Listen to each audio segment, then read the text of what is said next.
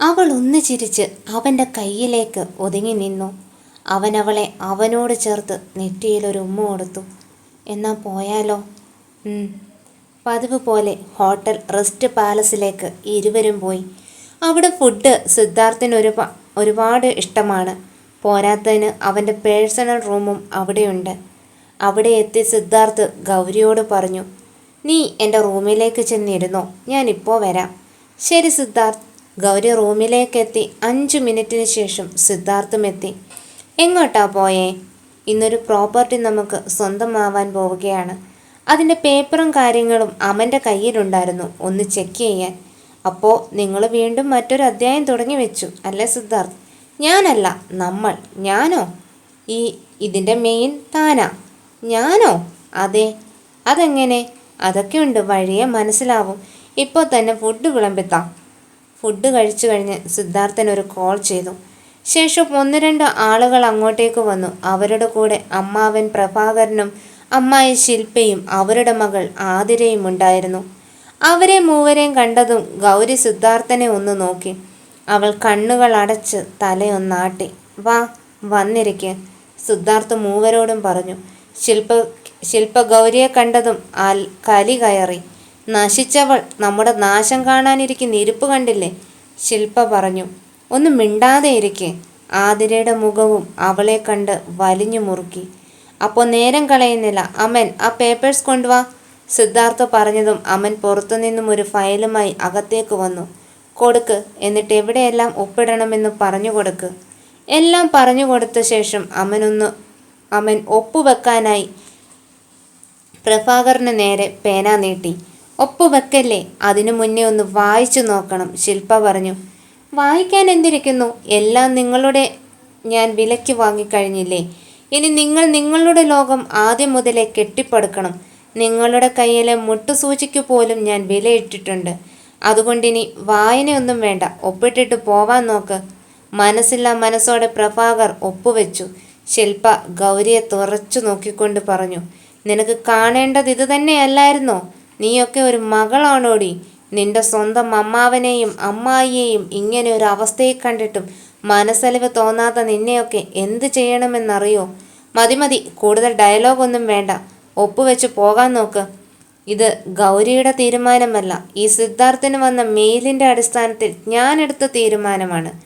പിന്നീട് ശില്പയ്ക്കൊന്നും പറയാനായില്ല. അവൾ ഒപ്പുവെച്ചു. ആതിരയും പേപ്പറെല്ലാം തിരികെ വാങ്ങി സിദ്ധാർത്ഥ് മറിച്ചു നോക്കി. ശേഷം ആ പേപ്പേഴ്സ് ഗൗരിക്ക് കൈമാറി. അത് കണ്ടതും മൂവരും ഞെട്ടിത്തെറിച്ചുപോയി. എന്തിനാ അതാ നശിച്ചവൾക്ക് കൊടുക്കുന്നത്? കാരണം ഇതെല്ലാം ഇവളുടെ സ്വന്തമായതുകൊണ്ട്. ഇത് ചതിയാണ്. ഞങ്ങളെല്ലാം സിദ്ധാർത്ഥ് വർമ്മയ്ക്കാണ് തന്നത്. എൻ്റെ ഇഷ്ടമാണ് അതാരുടെ പേരിൽ വാങ്ങണമെന്ന്. ഇനി നിങ്ങൾക്ക് പോകാം. വിശ്വസിക്കാനാവാതെ ഗൗരി സിദ്ധാർത്ഥിൻ്റെ മുഖത്തേക്ക് തന്നെ നോക്കി നിന്നു. എന്താടോ ഇങ്ങനെ നോക്കുന്നത്? തൻ്റെ അച്ഛൻ്റെ സ്വത്തുക്കളെല്ലാം ഇനി തനിക്കാം. ഒന്നും നഷ്ടമായിട്ടില്ല. നമുക്കെല്ലാം ഒന്നു മുതൽ തുടങ്ങാം. ഞാനില്ലേ കൂടെ? സങ്കടമടക്കാനാവാതെ അവൾ സിദ്ധാർത്ഥൻ്റെ നെഞ്ചിലേക്ക് മുഖമമർത്തി പൊട്ടിക്കരഞ്ഞു. അത് കണ്ടു നിൽക്കാനുള്ള ത്രാണി ആ ശില്പയ്ക്കും ബാക്കി 2 പേർക്കും ഇല്ലായിരുന്നു. അവർ അവിടെ നിന്ന് ഇറങ്ങാനാഞ്ഞതും സിദ്ധാർത്ഥ് പറഞ്ഞു, കളി കഴിഞ്ഞില്ല. 3 മാസത്തെ സമയം തരും. അതിനുള്ളിൽ വീട് വിട്ടിറങ്ങണം. അത് കേട്ടതും ശില്പയ്ക്ക് വല്ലാതെയായി. അമ്മ, എങ്ങോട്ട് പോകും? അറിയില്ല. നിന്റെ അച്ഛൻ ഒറ്റയൊരുത്തൻ ചെയ്ത് വെച്ചതാ ഇതെല്ലാം. ശില്പയെ വലിച്ചു നിർത്തി പ്രഭാകർ മുഖമടച്ചൊരടി കൊടുത്തു. മിണ്ടിപ്പോകരുത് നശിച്ചവളെ. നിന്റെ ധൂർത്ത് കാരണം മാത്രമാ ആ കമ്പനി നഷ്ടത്തിലായതും നമ്മൾ പാപ്പരായതുമെല്ലാം. അതെ, നിങ്ങളുടെ അടിയും പിടിയും ഇതിന് വെളിയിൽ. അതും പറഞ്ഞ് സിദ്ധാർത്ഥ് ഗൗരിയെ ചേർത്ത് പിടിച്ചു. അതുകൂടെ കേട്ടപ്പോൾ ശില്പ ഉറഞ്ഞു തുള്ളിക്കൊണ്ട് അവിടെ നിന്നും ഇറങ്ങി. സിദ്ധാർത്ഥ്, നിങ്ങളോട് എങ്ങനെ നന്ദി പറയണമെന്ന് എനിക്കറിയില്ല. എൻ്റെ അച്ഛൻ്റെ ആത്മാവാണ് ഇന്നെൻ്റെ കയ്യിലുള്ളത്, അവൾ വേദനയോടെ പറഞ്ഞു. നിന്റെ അച്ഛൻ്റെ സ്വത്താണേൽ എൻ്റെ അമ്മായിയച്ഛൻ്റെ കൂടെയാണടോ, അവനും പറഞ്ഞു. അവൾ കണ്ണുനീരിൽ കുതിർന്നൊരു ചിരി അവന് സമ്മാനിച്ചു. ഇത്ര മാത്രമേ ഉള്ളൂ? വേറെ ഒന്നും ഇല്ലേ? വേറെ എന്ത്? ഞാൻ എന്തൊക്കെയോ പ്രതീക്ഷിച്ചു. അവന് മറ്റെങ്ങോട്ടോ നോക്കി പറഞ്ഞു. എന്താ വേണ്ടേ? വേണ്ടതെല്ലാം നിന്റെ അടുത്താണ്. അവൾ ആകെ ചുവന്നു പോയിരുന്നു അത് കേട്ടപ്പോൾ. അവൾ അവനിൽ നിന്നും ഓടി മാറി. ആഹാ, അത്രയ്ക്കായോ? അവനവളെ പിടിക്കാനായി അവളുടെ കൂടെ ഓടി. അവസാനം അവൻ്റെ കരവലയത്തിലൊതുങ്ങി അവൾ ചുമരിനോട് ചേർന്ന് നിന്നു. ഇരുവരുടെയും കണ്ണുകൾ തമ്മിൽ വലിയ ഏതോ പ്രണയത്തിൻ്റെ കഥകൾ പറയുന്നുണ്ടായിരുന്നു. സിദ്ധാർത്ഥ് അവളുടെ മുഖത്തേക്ക് വീണുകിടന്ന മുടിയിഴകൾ ചെവിക്ക് പിന്നിലേക്ക് ഒതുക്കി വെച്ചുകൊണ്ട് ചോദിച്ചു, ഇങ്ങനെ പോയാൽ മതിയോ? നമ്മുടെ കാര്യങ്ങൾക്ക് ഒരു തീരുമാനം വേണ്ടേ? അവളും നിറഞ്ഞ മനസ്സോടെ പറഞ്ഞു, എങ്കിൽ പറ, എന്നാ നമ്മുടെ വിവാഹം? അവളുടെ മുഖം നാണത്താൽ താഴ്ന്നു. വലം കൈയിൽ അവളുടെ താടി പിടിച്ച് മുഖം അവൻ്റെ മുഖത്തോട് ഉയർത്തി ചോദിച്ചു, പറ, എപ്പോഴാ നമ്മുടെ വിവാഹം? ഇങ്ങനെ 2 റൂമിലായി കഴിഞ്ഞു മടുത്തു. എല്ലാം കൊണ്ടും നമുക്കൊന്നിക്കണ്ടേ? അവളുടെ മനസ്സൊരായിരം തവണ അവനോട് പറയുന്നുണ്ടായിരുന്നു, പെട്ടെന്ന് വിവാഹം വേണമെന്ന്. പറ, എന്നാ ആ സുന്ദര നിമിഷങ്ങൾ?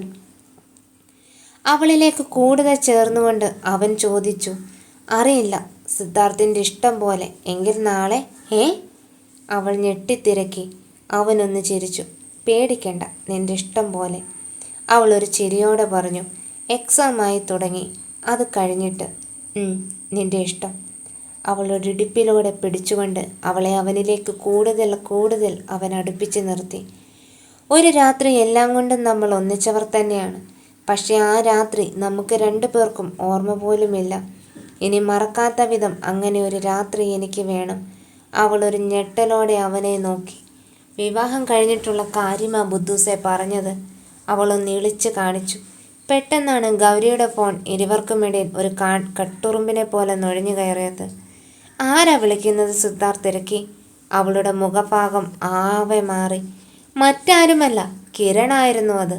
സിദ്ധാർത്ഥ് ഫോൺ വാങ്ങിക്കൊണ്ട് പറഞ്ഞു, സംസാരിക്കുക. അതും പറഞ്ഞവൻ ഫോൺ കോൾ എടുത്ത് സ്പീക്കറിലിട്ടു. ഹലോ. മറുതലക്കിൽ നിന്നും കിരൺ വിളിച്ചു. ഗൗരി, നിനക്കെങ്ങനെയാ ഇങ്ങനെ മാറാൻ സാധിക്കുന്നത്? എത്ര നിസ്സാരമായിട്ടാ ആ ആൾക്കൂട്ടത്തിന് മുന്നിലിട്ട് ഞാൻ നിന്റെ ആരുമല്ലെന്ന് നിനക്ക് പറയാൻ തോന്നിയത്? ഒന്നുമല്ലെങ്കിലും നീ കുറേ കാലം കിരണേട്ട എന്ന് വിളിച്ച് എൻ്റെ പിന്നാലെ ഉണ്ടായിരുന്നവളല്ലേടി?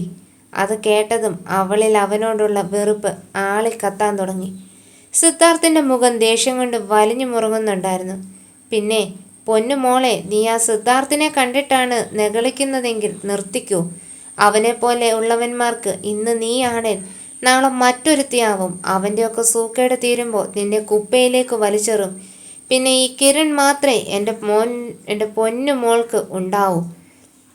നിന്നെ ഞാൻ നേടിയിരിക്കുക തന്നെ ചെയ്യും, എത്ര വില കൊടുത്തിട്ടാണേലും. സിദ്ധാർത്ഥ് കയ്യിലെ ഫോൺ എടുത്ത് നിലത്തേക്കൊരൊറ്റ ഏറായിരുന്നു. അത് കണ്ടതും ഗൗരി ഞെട്ടിത്തരിച്ചുകൊണ്ട് ചെവിയിലെയും കൈകൾ അമർത്തി പിന്നിലേക്ക് മാറി. അവൻ്റെ ദേഷ്യത്തിന് മുന്നിൽ ചെന്ന് നിൽക്കാനുള്ള ധൈര്യം അവൾക്കുണ്ടായിരുന്നില്ല. അവൻ്റെ ഒരു കിരണേട്ടൻ! സിദ്ധാർത്ഥ് ഉച്ചത്തിൽ അലറിക്കൊണ്ട് അവളെ നോക്കി. അവൻ്റെ കണ്ണുകൾ ചുവന്നു തുടുത്തിരുന്നു. അവൻ്റെ ആ നോട്ടവും ഭാവവും അവളെ ഭയപ്പെടുത്തുന്നത് പോലെയായിരുന്നു. അവളുടെ അരികിലേക്ക് ചെന്നുകൊണ്ട് സിദ്ധാർത്ഥ് പറഞ്ഞു, പേടിക്കണ്ട. പെട്ടെന്ന് അവൻ നിന്നെ വേണമെന്നൊക്കെ പറഞ്ഞപ്പോൾ സോറി. അവൾ കരഞ്ഞുകൊണ്ട് സിദ്ധാർത്ഥിനെ കെട്ടിപ്പിടിച്ചു. എനിക്ക് ഭയമാണ് സിദ്ധാർത്ഥ്, നിങ്ങളുടെ ഈ ദേഷ്യപ്പെട്ടുള്ള സ്വഭാവം. അവളുടെ മുടിയിഴകളെ തഴുകിക്കൊണ്ട് അവൻ പറഞ്ഞു, അറിയാതെ പറ്റിപ്പോയതാ, സോറി. നിന്നെ എന്നിൽ നിന്നും അവൻ തട്ടിയെടുക്കുമെന്ന് പറഞ്ഞപ്പോൾ എനിക്ക് സഹിച്ചില്ല. ഇല്ല സിദ്ധാർത്ഥ്, ഞാൻ നിങ്ങളുടെയാണ്, നിങ്ങളുടെ മാത്രം. അവളുടെ നെറ്റിയിലും കഴുത്തിലും അവൻ മാറി മാറി ചുംബിച്ചു. അല്പം നേരത്തിന് ശേഷം, ഗൗരി, ഞാൻ നിനക്ക് വേറെ ഫോണും സിമ്മും വാങ്ങിത്തരാം. അപ്പോൾ പിന്നെ ഇവൻ്റെ ഒന്നും ശല്യമുണ്ടാവില്ല. അവനുള്ള പണി ഞാൻ കൊടുക്കുന്നുണ്ട്. അവൻ്റെ കമ്പനി ഇനി സിദ്ധാർത്ഥ് കൈവെള്ളയിലിട്ട് അമ്മാനമാടും. അവൻ്റെ മുഖത്തൊരു പൈശാചികത വിരിഞ്ഞിരുന്നു. മറ്റൊരിടത്ത് സിദ്ധാർത്ഥിൻ്റെ കൂടെ ഇപ്പോൾ വേറെ ഒരു പെണ്ണുണ്ട്. ആരാത്? ഒരു ഗൗരി. നിറകണ്ണുകളോടെ അനന്യ വീണയെ നോക്കി. അപ്പോൾ എന്നെ അവൻ മറന്നോ? പിന്നെ മറക്കാതെ. വിവാഹ ദിവസം അവനെ ഉപേക്ഷിച്ചു പോയ നിന്നെ അവൻ പൂവിട്ട് പൂജിക്കുമോ? എനിക്ക് അവനിൽ നിന്നും മാറി നിന്നപ്പോഴാ അവൻ്റെ സ്നേഹവും കരുതലും എല്ലാം മനസ്സിലായത്. എനിക്ക് വേണം എൻ്റെ സിദ്ധാർത്ഥിനെ. നിന്റെ സിദ്ധാർത്ഥോ? അതിപ്പോൾ ആ പെണ്ണിൻ്റെ സിദ്ധാർത്ഥാണ്. അല്ല, അവൻ എൻ്റെയാ, എൻ്റെ മാത്രം. എനിക്ക് അവനിൽ നിന്നും മാറി നിന്നപ്പോഴാ അവൻ്റെ സ്നേഹവും കരുതലും എല്ലാം മനസ്സിലായത്. എനിക്ക് വേണം എൻ്റെ സിദ്ധാർത്ഥിനെ. നിന്റെ സിദ്ധാർത്ഥോ? അതിപ്പോൾ ആ പെണ്ണിൻ്റെ സിദ്ധാർത്ഥാണ്. ഒരു ഭ്രാന്തിയെപ്പോലെ അനന്യ അലറിപ്പറഞ്ഞു. അവൻ എൻ്റെയാ, എൻ്റെ മാത്രം. അങ്ങനെ വിട്ടു കൊടുക്കില്ല ഞാൻ അവനെ. അനന്യ, നീ എന്തൊക്കെ ഭ്രാന്താണ് വിളിച്ചു പറയുന്നത്? നീ ഇനി സിന്ധുവിൻ്റെ കണ്ണിൽപ്പെട്ടാൽ അവൻ നിന്നെ വെട്ടി നുറുക്കി കഷ്ണങ്ങളാക്കി അവൻ്റെ വളർത്തുനായ്ക്കൾക്ക് ഫുഡാക്കി കൊടുക്കും. എനിക്ക് ഭ്രാന്ത് തന്നെയാണ്, എൻ്റെ സിദ്ധാർത്ഥിനോടുള്ള പ്രണയത്തിൻ്റെ ഭ്രാന്ത്. നഷ്ടമാവുമ്പോഴേ കൂടെ ഉള്ളതിൻ്റെ വിലയറിയൂ എന്നതാണ് സത്യം. എനിക്ക് അവനില്ലാതെ ഇനി വയ്യ, അവനെ എനിക്ക് വേണം. പിറ്റേന്ന് രാവിലെ, അന്ന് രാത്രിക്ക് മുന്നേ സിദ്ധാർത്ഥും ഗൗരിയും ഹോട്ടൽ റൂമിൽ നിന്നും വീട്ടിലേക്ക് വന്നിരുന്നു. പതിവ് പോലെ ഗൗരി അവളുടെ റൂമിലും സിദ്ധാർത്ഥ് അവൻ്റെ റൂമിലും തന്നെയായി കിടത്തും. രാവിലെ തന്നെ സിദ്ധാർത്ഥിൻ്റെ ദേഷ്യപ്പെട്ടുള്ള സംസാരം കേട്ടാണ് ഗൗരി ഉണർന്നത്. ഇന്നലെ മുതൽ ദേഷ്യക്കാരനായിരുന്നു സിദ്ധാർത്ഥ്. ഭയത്തോടെ അവൾ എഴുന്നേറ്റ് പുറത്തേക്ക് നടന്നു. നേരം വെളുത്ത് വരുന്നതേ ഉള്ളൂ. ഏത് പാവത്തിനാണാവോ ഈ വെളുപ്പിനെ തന്നെ ചീത്ത കേൾക്കുന്നത്? ഗൗരി ബാൽക്കണിയിലൂടെ താഴേക്ക് നോക്കി. ഒരു പയ്യനാണ് ആ ചേതയുടെ അവകാശി. അവൾ അവനെ ദയനീയമായി നോക്കി. ആ പയ്യൻ്റെ കയ്യിൽ ഒരു വലിയ ബോക്സ് ഉണ്ട്. അതിനെ ചൊല്ലിയാണ് വഴക്കെന്ന് ഗൗരിക്ക് മനസ്സിലായി.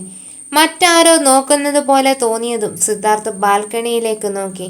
അവൻ നോക്കുന്നത് കണ്ടതും ഗൗരി മിന്നൽ വേഗത്തിൽ റൂമിലേക്കോടി. അത് നല്ല വ്യക്തമായി സിദ്ധാർത്ഥ് കാണുകയും ചെയ്തിരുന്നു. അവനൊരു ചിരിയോടെ ആ പയ്യനോട് പറഞ്ഞു, ഇന്ന് ഈവനിങ് 5 മണിക്ക് മുന്നേ ഈ ഡ്രസ്സ് എനിക്ക് കിട്ടിയിരിക്കണം. ഓക്കെ? Okay sir. ഇതിൽ പിഴവ് സംഭവിച്ചാൽ? ഇല്ല സാർ, ഒരിക്കലുമില്ല. അവൻ പോയതും സിദ്ധാർത്ഥ് മുകളിലേക്ക് വന്നു. ഗൗരിയുടെ റൂമിലേക്ക് നോക്കിയപ്പോൾ അവൾ ഒരു കള്ള ഉറക്ക അഭിനയത്തിലായിരുന്നു. പതിയെ ശബ്ദമുണ്ടാക്കാതെ സിദ്ധാർത്ഥ് റൂമിലേക്ക് കയറി. അവൻ പോയെന്ന് തോന്നിയതും ഗൗരി എഴുന്നേറ്റിരുന്നതുകൊണ്ട് ഒരു നിശ്വാസം വിട്ടു. വാതിൽ മലക്ക തുറന്നു കിടക്കുന്നത് കണ്ട് ഗൗരി അത് അടയ്ക്കാനായി ചെന്നു. വാതിലടച്ച് തിരിഞ്ഞ് നേരെ സിദ്ധാർത്ഥിൻ്റെ നേരെ കയറുന്നു. പെട്ടെന്നൊരാളെ റൂമിൽ കണ്ടതും അവൾ ഭയന്നു. എന്തേ? പേടിച്ചോ? ഇല്ല. അവൾ ഭയം പുറത്തേക്ക് കാട്ടാതെ പറഞ്ഞു. എന്തായിരുന്നു ബാൽക്കണിയിൽ നിന്ന് ഒരു എത്തിനോട്ടം? ഞാനോ? എപ്പോ? ഞാനിപ്പോൾ എണ്ണീറ്റതേ ഉള്ളൂ. ഓഹോ, അപ്പോൾ എനിക്ക് തോന്നിയതാവുമല്ലേ? അതെ അതെ. എന്നാൽ ശരി, ഞാനൊന്ന് CCTV ഫുട്ടേജസ് എന്ന് എടുത്തു നോക്കട്ടെ. എനിക്ക് തോന്നിയതാണോ എന്ന് ഞാൻ അറിയണ്ടേ? ഇനി വല്ല കള്ളന്മാരാണെങ്കിലോ? അയ്യോ സിദ്ധാർത്ഥ്, വേണ്ട. അവൾ തല താഴ്ത്തി പറഞ്ഞു. എന്തുകൊണ്ട് വേണ്ട? അത് ഞാനാ. അങ്ങനെ വഴിക്ക് വാ. അവൾ ഇളിച്ചു കാട്ടിക്കൊണ്ട് അവനെ നോക്കി. അവൻ അവൾക്കരികിലേക്ക് വരുന്നത് കണ്ടതും അവളുടെ ഉള്ളിലൊരു ഭയം നിഴലിച്ചു. സിദ്ധാർത്ഥ്, എങ്ങോട്ടാ? എന്താ ഉദ്ദേശം? നല്ല ഉദ്ദേശം. വേണ്ട വേണ്ട. അവൾ പിന്നിലേക്ക് മാറി മാറി പറഞ്ഞു. ഇല്ല മോളെ, എൻ്റെ ഗണേശ, നീ തന്നെ എന്നെ കാത്തോണേ. അവനൊരു ചിരിയോട് അവളുടെ അടുത്തേക്ക് ചേർന്ന് നിന്നു. അവളുടെ അരക്കെട്ടിലൂടെ വാരി അവളെ അവനോട് ചേർത്തുകൊണ്ട് സിദ്ധാർത്ഥ് പറഞ്ഞു. എവിടെ എവിടെ ഗണേശൻ? കളിയാക്കണ്ട, അവൾ ചിണുക്കത്തോടെ പറഞ്ഞു. ഗണേശ, ഈ സീൻ കഴിഞ്ഞ് വന്നാൽ മതി കേട്ടോ. അവനും തമാശയിൽ പറഞ്ഞു. ദേ, ഈശ്വരനെ കളിയാക്കരുത്. ഞാൻ കളിയാക്കിയതാണോ? അല്ലെങ്കിൽ തന്നെ നമ്മുടെ റൊമാൻസിനിടയ്ക്ക് ആരും വരുന്നത് എനിക്കിഷ്ടമല്ല. റൊമാൻസോ? പിന്നെ ഈ വെളുപ്പാങ്കാലത്ത് എന്തായിരിക്കും മൂഡ്? അവൻ അവളെ ചൂഴ്ന്നു ചോദിച്ചു. അത് വേണ്ട സിദ്ധാർത്ഥ്, റൂമിലേക്ക് പോയി. ഇല്ലെങ്കിൽ ഇതൊക്കെ വിവാഹം കഴിഞ്ഞ് മതിയെന്ന് സിദ്ധാർത്ഥ് തന്നെയല്ലേ പറയാറ്? പറഞ്ഞത് തിരിച്ചെടുത്തു. ഇനിയാവാലോ. സിദ്ധാർത്ഥ്. പെട്ടെന്നാണ് അവളെ മാറ്റിക്കൊണ്ട് വാതിൽ തുറന്ന് സിദ്ധാർത്ഥ് പുറത്തേക്കിറങ്ങിയത്. അവന് തന്നെ അറിയാം, ഇനിയും ഇങ്ങനെ അവളെ നോക്കി നിന്നാൽ അവൻ്റെ കൺട്രോൾ തന്നെ പോകുമെന്ന്. അതെ, ഇന്ന് നൈറ്റ് ഒരു പാർട്ടി ഉണ്ട് പോവാൻ. അതും പറഞ്ഞവൻ റൂമിൽ നിന്നും ഇറങ്ങി. അല്ലെങ്കിലും ഇങ്ങനെ തന്നെയാണ്, മനുഷ്യനെ അങ്ങ് ഹിമാലയത്തിലെത്തിക്കും. എന്നിട്ടൊരൊറ്റ പോക്കാ. അവളും അവൻ്റെ പ്രവൃത്തിയിൽ എന്തൊക്കെയോ പ്രതീക്ഷിച്ചിരുന്നു. രാവിലെ ഗൗരി സിദ്ധാർത്ഥിനുള്ള ആഹാരമെല്ലാം ഒരുക്കി നേരത്തെ തന്നെ ക്ലാസ്സിന് പോയിരുന്നു. പതിവ് പോലെ ഉറങ്ങി എഴുന്നേറ്റ സിദ്ധാർത്ഥ് ഗൗരി അവിടെയെല്ലാം തിരിഞ്ഞെങ്കിലും അവളെ കാണാൻ പറ്റിയില്ല. ഫ്രിഡ്ജിൽ അവളുടെ ഒരു കുറിപ്പ് സിദ്ധാർത്ഥ് കണ്ടത്. ആഹാരമെല്ലാം ഞാൻ ഉണ്ടാക്കി വെച്ചിട്ടുണ്ട്, ഞാൻ കോളേജിലേക്ക് പോകുവാണ്. ഇന്നെന്തിനാ ഇവൾ കോളേജിലേക്ക് പോയത്? ഇന്ന് എനിക്ക് ഓഫീസ് ലീവാണെന്ന് ഇവൾ അറിഞ്ഞില്ലേ? അല്ലെങ്കിൽ എന്നെ പറഞ്ഞാൽ മതി, അവളോടൊരു വാക്ക് പറയാമായിരുന്നു. അങ്ങനെയാണെങ്കിൽ ഇന്ന് മുഴുവൻ അവൾ എൻ്റെ കൂടെ ഉണ്ടായേനെ. ഗൗരി കോളേജിലെത്തിയതും സിദ്ധാർത്ഥിൻ്റെ ഒരു മെസ്സേജ് കണ്ടു. ഇന്ന് നേരത്തെ വരണം, എനിക്ക് ഓഫീസ് ലീവാണ്, നല്ല വിശപ്പുമുണ്ട്, സോ ഫുഡ് ഉണ്ടാക്കി തരണം. അവൾ റിപ്ലൈ ആയി വോയിസ് അയച്ചു. അയ്യോ സിദ്ധാർത്ഥ്, ഇന്ന് നേരത്തെ വരാൻ പറ്റില്ല, ഇന്ന് കുറച്ച് പരിപാടികളുണ്ട്. ഓ ആയിക്കോട്ടെ, അല്ലെങ്കിലും തനിക്ക് തൻ്റെ കാര്യങ്ങളല്ലേ, ഞാൻ ആരാ അല്ലേ? സിദ്ധാർത്ഥ് ഒരു കള്ളച്ചിരിയോടെ മെസ്സേജ് ടൈപ്പ് ചെയ്തു. അത് കണ്ടതും അവൾക്ക് വല്ലാതെ വിഷമം തോന്നി. ഇല്ല സിദ്ധാർത്ഥ്, ഞാൻ നേരത്തെ വരാം. അത് വായിച്ചത് അവന് വല്ലാത്ത സന്തോഷം തോന്നി. എടി അപ്പൂ, ദേ ഞാൻ ഇന്ന് നേരത്തെ പോവും. നൈറ്റ് ഇറങ്ങുന്നോ നേരത്തെ? എടി അപ്പൂ, ദേ ഞാൻ ഇന്ന് നേരത്തെ പോവും. നീ ഇറങ്ങുന്നോ നേരത്തെ? എന്ത് പറ്റി? നിന്റെ ഹോട്ട് ഹസ്ബൻഡ് ഇന്ന് വീട്ടിലുണ്ടോ? ഗൗരി ഒരു ചിരിയോടെ അമൃതയെ നോക്കി. നടക്കട്ടെ. എന്തേലും നടന്നാൽ പറയണേ മോളെ. അയ്യടി, അത്ര ആക്രാന്തം ഇല്ല. ആർക്ക്? രണ്ടാക്കും. അവളെ കളിയാക്കിക്കൊണ്ട് അമൃത ചിരിച്ചു. ഉച്ചയ്ക്ക് മുന്നേ തന്നെ ഗൗരി കോളേജിൽ നിന്നും ഇറങ്ങി. നല്ല വെയിലായതുകൊണ്ട് തന്നെ അവൾക്ക് നന്നായി ദാഹിക്കുന്നുണ്ടായിരുന്നു. വെള്ളം കൊണ്ടുവന്നെങ്കിലും ആ തീറ്റക്കൊതിച്ച അമൃത അതെല്ലാം കുടിച്ചു തീർത്തിരുന്നു. ബസ് കാത്തുനിന്ന് വലഞ്ഞ അവസാനം അവൾ അടുത്തുള്ളൊരു കഫേ ലക്ഷ്യമാക്കി നടന്നു. അപ്പോഴാണ് അപ്രതീക്ഷിതമായി അശോകിനെ കണ്ടുമുട്ടിയത്. കൂടെ അവൻ്റെ പേരൻസുമുണ്ട്. ഹായ് ഗൗരി, താനിവിടെ? അവൻ ചോദിച്ചുകൊണ്ട് അവളുടെ അടുത്തേക്ക് വന്നു. അവനെ കണ്ടതും അവൾ കഫേയിൽ നിന്നും പുറത്തേക്കിറങ്ങി. ഹേയ് ഗൗരി, ഒന്ന് നിൽക്കി ഗൗരി. അവളുടെ വലം കൈയിൽ അവൻ ഇടംകൈ പിടിച്ചു വലിച്ചുകൊണ്ട് അവളെ അവിടെ നിർത്തി. ഗൗരി, താൻ എന്താ എന്നെ കണ്ടിട്ട് കാണാത്ത പോലെ പോകുവാണ്? സോറി അശോക്, എനിക്കിപ്പോൾ തീരെ സമയമില്ല. അവനെ ഒഴിവാക്കാനായി അവൾ പറഞ്ഞു. അതെന്താ ഇത്ര സമയമില്ലാത്തത്? എനിക്ക് വീട്ടിൽ പോകണം. അവിടെ എനിക്ക് കുറച്ച് പണികളുണ്ട്. എന്താ പണിയെന്ന് എനിക്കറിയാം. ആ സിദ്ധാർത്ഥിന് 4 നേരം വെച്ചുണ്ടാക്കി കൊടുക്കണം, അതല്ലേ? അശോക്, അതിന് തനിക്കെന്താ? മതി ഗൗരി, ഇങ്ങനെ അവൻ്റെ വീട്ടിൽ എച്ചിൽ പാത്രം കഴുകാനല്ല നിന്റെ അമ്മയും അച്ഛനും നിന്നെ വളർത്തിയത്. ഇനി അതെല്ലാം മതിയാക്കി എൻ്റെ കൂടെ ജീവിക്കാൻ നോക്ക്. ആ കാണുന്നത് എൻ്റെ അച്ഛനും അമ്മയുമാണ്. നമ്മുടെ കാര്യം ഞാൻ അവരോട് സംസാരിച്ചിട്ടുണ്ട്. രാമചന്ദ്രൻ്റെ മകളാണെന്ന് താനെന്നറിഞ്ഞപ്പോൾ മുതൽ എൻ്റെ അമ്മയും അച്ഛനും ഈ വിവാഹത്തിന് തിടുക്കം കൂട്ടുകയാണ്. സോറി അശോക്, നമ്മൾ തമ്മിൽ വിവാഹം പോയിട്ട് ഇനി ഒരു ഫ്രണ്ട്ഷിപ്പ് പോലും ഉണ്ടാവില്ല. ഓഹോ, നീ ആ സിദ്ധാർത്ഥിനെ കണ്ടിട്ടുള്ള തുള്ളലാണെങ്കിൽ അതങ്ങ് മതിയാക്കിയേക്ക്. അവന് നീ പോയാൽ മറ്റൊരുത്തി, നിനക്ക് മുന്നേ വേറൊരുത്തിയായിരുന്നു. അതുകൊണ്ട് അവൻ്റെ കൂടെയുള്ള ജീവിതം മരണം വരെ അങ്ങനെ പോകുമെന്നാണ് നിന്റെ വിചാരമെങ്കിൽ അത് വെറുതെ. അവനെ പോലെ പണം കൊണ്ട് അമ്മാനമാടുന്നവന് പെണ്ണൊന്നും ഒരു വിഷയമേ അല്ല. അവരുടെ സംസാരത്തിനിടയ്ക്കാണ് അച്ഛനും അമ്മയും വന്നത്. മോനെ, ഇതാരാ? അമ്മേ, അച്ഛ, ഞാൻ പറഞ്ഞില്ലേ, ഇതാണ് ഗൗരി, രാമചന്ദ്ര സാറിൻ്റെ. അയ്യോ, ഈ കുട്ടിയായിരുന്നു അത്? അമ്മ ചോദിച്ചു. എനിക്ക് കുട്ടിയെ കണ്ടപ്പോഴേ തോന്നിയിരുന്നു രാമചന്ദ്രൻ്റെ മകളാണെന്ന്. രാമചന്ദ്രൻ സാറിൻ്റെ ഫീമെയിൽ വെർഷനാണ് ഈ മോള്. അച്ഛൻ വിശ്വനാഥൻ പണിക്കർ പറഞ്ഞു. എങ്കിൽ ശരി, ഞാൻ അങ്ങോട്ട് പോട്ടെ. ഗൗരി അവളോട് സംസാരിക്കാൻ താല്പര്യമില്ലാത്തതുപോലെ പറഞ്ഞു. പിന്നീട് അവരുടെ മറുപടി കാത്ത് നിൽക്കുക പോലും ചെയ്യാതെ അവൾ അവിടെ നിന്ന് നടന്നകുന്നു. ഇത്തിരി അഹങ്കാരം കൂടുതലാണെന്ന് തോന്നുന്നു, അവൻ്റെ അമ്മ പറഞ്ഞു. ഇത്തിരിയല്ല, കുറച്ചധികം കൂടുതലാണ്. പണത്തിന് മീതെ കിടന്നു വളർന്ന പെണ്ണല്ലേ, അച്ഛനും പറഞ്ഞു. ഇപ്പോൾ പണമൊന്നുമില്ലച്ചാ. ഇപ്പോൾ ആ വർമ്മ ഗ്രൂപ്പിൻ്റെ ഓണർ സിദ്ധാർത്ഥിൻ്റെ വീട്ടിൽ ജോലിക്കാരിയായി നിൽക്കുവാണ്. അയ്യേ, അങ്ങനെ ഒരു പെണ്ണിനോടാണോ നീ പ്രണയിക്കുന്നുണ്ടെന്ന് പറഞ്ഞത് ഞങ്ങൾക്ക് മുന്നിലേക്ക് കൊണ്ടുവന്നത്? അതിനെന്താ? ഞാൻ അവളുടെ പണം കണ്ടല്ലോ. ഞാൻ അവളുടെ സ്വഭാവമാണ് ഇഷ്ടപ്പെട്ടത്. കണ്ടാലും പറയും നല്ല സ്വഭാവം. നിന്നെ ഒരു പുല്ല് വില പോലും അവൾ കൽപ്പിക്കുന്നില്ല. എന്തായാലും ഈ വിവാഹം നടക്കില്ല. അതിന് ഞങ്ങൾ സമ്മതിക്കത്തില്ല. അമ്മ ഉറച്ച സ്വരത്തോടെ പറഞ്ഞു. ഇവളെ അല്ലാതെ ഞാൻ മറ്റൊരു വിവാഹം കഴിക്കുമെന്ന് നിങ്ങൾ രണ്ടുപേരും ചിന്തിക്കണ്ട.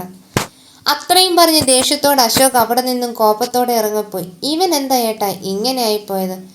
ആർക്കറിയാം, രാമചന്ദ്രൻ്റെ മകളാണെന്ന് പറഞ്ഞപ്പോൾ ഞാൻ കരുതി 8 മൂടാനുള്ള സ്വത്തുമായിട്ടായിരിക്കും നടക്കുന്നതെന്ന്. ഇതിപ്പോൾ വേലക്കാരിയാണെന്ന് പോലും. ഇരുവരിലും പുച്ഛം മാത്രം ബാക്കിയായി. കഥ നിങ്ങൾക്ക് ഇഷ്ടമായോ? എങ്കിൽ നമ്മുടെ ചാനൽ ഒന്ന് സബ്സ്ക്രൈബ് ചെയ്യണേ. പെട്ടെന്ന് സബ്സ്ക്രൈബ് ചെയ്താൽ പെട്ടെന്ന് അടുത്ത ഭാഗവുമായി നിങ്ങളുടെ മുന്നിലേക്ക് ഞങ്ങൾ ഉടൻ വരുന്നതാണ്.